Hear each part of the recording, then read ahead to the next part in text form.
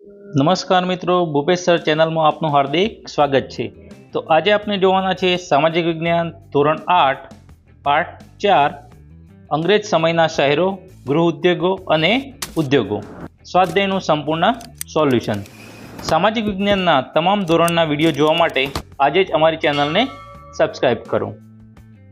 તો ચાલો હવે આપણે શરૂ કરીએ સ્વાધ્યાય। પ્રશ્ન 1, નીચેના પ્રશ્નના ઉત્તર એક વાક્યમાં લખો। 1. અંગ્રેજ શાસન દરમિયાન વિકાસ પામેલા કોઈપણ 3 શહેરોના નામ જણાવો। જવાબ: કોલકાતા, સુરત, મદ્રાસ, મુંબઈ, અમદાવાદ, ઇન્દોર વગેરે અંગ્રેજ શાસન દરમિયાન વિકાસ પામેલા શહેરો છે। 2. ભારતમાં સૌપ્રથમ રેલવે લાઇન કયા 2 શહેરો વચ્ચે શરૂ થઈ હતી? જવાબ: ઈસવીસન 1853માં મુંબઈથી થાણા સુધી સૌપ્રથમ રેલવે લાઇન શરૂ થઈ હતી। 3.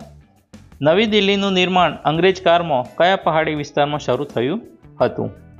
જવાબ: જૂની દિલ્હીથી દક્ષિણમાં આવેલા રાયસીન પહાડી વિસ્તારમાં હાલની નવી દિલ્હીનું નિર્માણ શરૂ થયું હતું। 4. ભારતમાં સૌપ્રથમ કાપડ મિલ ક્યાં શરૂ થઈ હતી? જવાબ: ભારતમાં સૌપ્રથમ કાપડ મિલ ઈસવીસન 1854માં મુંબઈમાં શરૂ થઈ હતી। પ્રશ્ન 2, નીચેના પ્રશ્નોના ઉત્તર લખો। 1. અંગ્રેજ શાસનની શરૂઆતમાં ભારતીય ઉદ્યોગોની સ્થિતિ જણાવો। અંગ્રેજ શાસનની શરૂઆત થતાં આપણા પરંપરાગત ભારતીય ઉદ્યોગો જેવા કે સુતરાઉ કાપડ, શિલ્પ અને ધાતુકલા, ગરમ મસાલા વગેરે નાશ થવા લાગ્યા। ઇંગ્લેન્ડના આધુનિક કારખાનાઓના વિકાસના કારણે ભારતીય ગૃહ ઉદ્યોગોની પડતી શરૂ થઈ। ભારતના સુતરાઉ અને રેશમી કાપડ ઉદ્યોગ કંપની શાસનમાં ટકી શક્યા નહીં। ઇંગ્લેન્ડના ઉદ્યોગોના વિકાસ માટે અંગ્રેજો ભારતના વધુને વધુ પ્રદેશો ઉપર શાસન સ્થાપવા માગતી હતી। તેઓ ભારતને બજાર સમજતા હતા। ભારતમાં સસ્તા ભાવે ખરીદેલો કાચો માલ યુરોપ ઇંગ્લેન્ડમાં વધુ ભાવથી વેચીને કંપનીને મોટો નફો મળતો હતો, એટલે ભારતના ભોગે ઇંગ્લેન્ડના ઉદ્યોગોનો વિકાસ થતો હતો।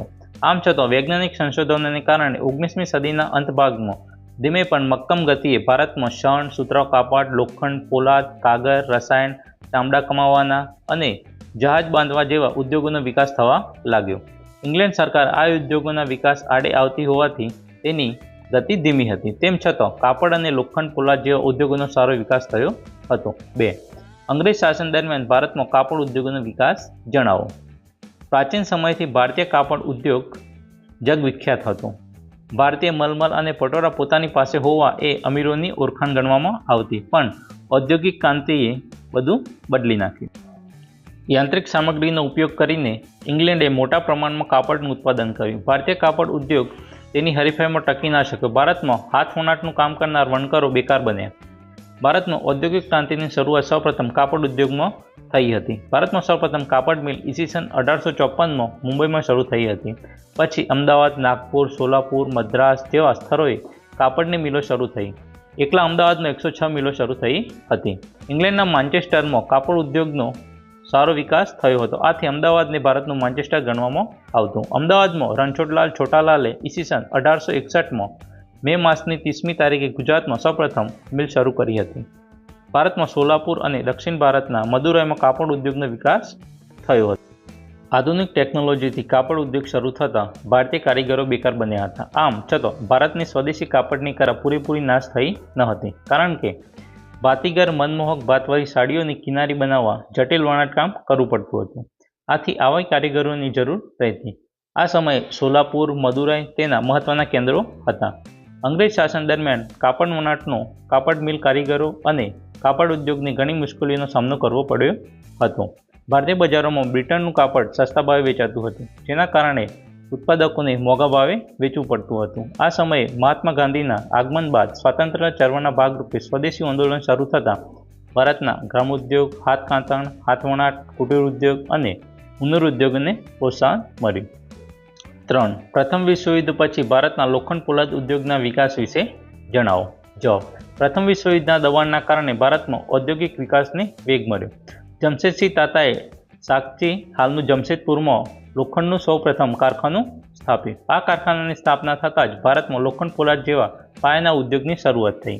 નવીન પદ્ધતિથી લોખંડનું ઉત્પાદન થવાથી ભારતમાં ભઠ્ઠીઓમાં પીગળાવવાની બનાવવામાં આવતા લોખંડનો યુગ પૂરો થયો, કારણ કે તેમાં કોલસાની ખૂબ જરૂર પડતી. અંગ્રેજોના નવા કાયદા મુજબ હવે જંગલમાંથી કોલસો મેળવવો મુશ્કેલ થયો.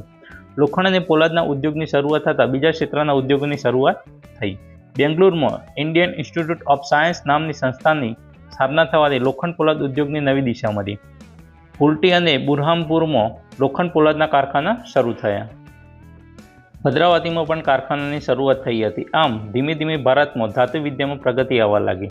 આમ આપણા દેશમાં અંગ્રેજી શાસનમાં અનેક અવરોધ અને અડચણો વચ્ચે સુતરાઉ કાપડ, રસાયણ અને લોખંડ પોલાદ જેવા ઉદ્યોગોનો વિકાસ થયો. પ્રશ્ન 3 અ. નીચે આપેલા વિકલ્પોમાંથી સાચો વિકલ્પ શોધીને લખો. 1. બ્રિટિશ રાજવીને મુંબઈ ટાપુ દહેજમાં કોણે આપ્યો હતો? એ. ફ્રેન્ચોએ, બી. પોર્ટુગીઝોએ, સી. મોગલોએ, ડી. મરાઠાઓ. તો સાચો જવાબ બી. પોર્ટુગીઝોએ. 2. ફોર્ટ વિલિયમ કિલ્લો પાછળથી કયા શહેર તરીકે વિકાસ પામ્યો? એ. દિલ્હી, બી. ચેન્નઈ, સી. મુંબઈ, ડી. કોલકાતા. તો સાચો જવાબ ડી. કોલકાતા. 3.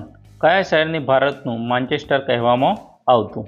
એ. અમદાવાદ, બી. નાગપુર, સી. સોલાપુર, ડી. સાંગલી. તો સાચો જવાબ એ. અમદાવાદ. 4. કઈ સંસ્થાની સ્થાપના થવાથી ભારતમાં લોખંડ પોલાદ ઉદ્યોગની નવી દિશા મળી હતી? A. Indian institute of arts, B. Indian institute of management, C. Indian institute of science, D. Indian commercial institute. તો સાચો જવાબ C. Indian institute of science. પ્રશ્ન 3 બ. જોડકા જોડો. તો મિત્રો આમાં બે વિભાગ આપેલા છે, અ અને બ. આની સામે બ વિભાગમાં જે સાચો જવાબ હોય તે લખવાનો.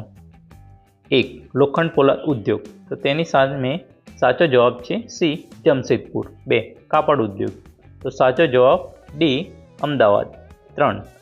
ફોર્ટ સેન્ટ જોર્જ. એની સામે સાચો જવાબ છે ઈ. ચેન્નઈ. 4. Fort William.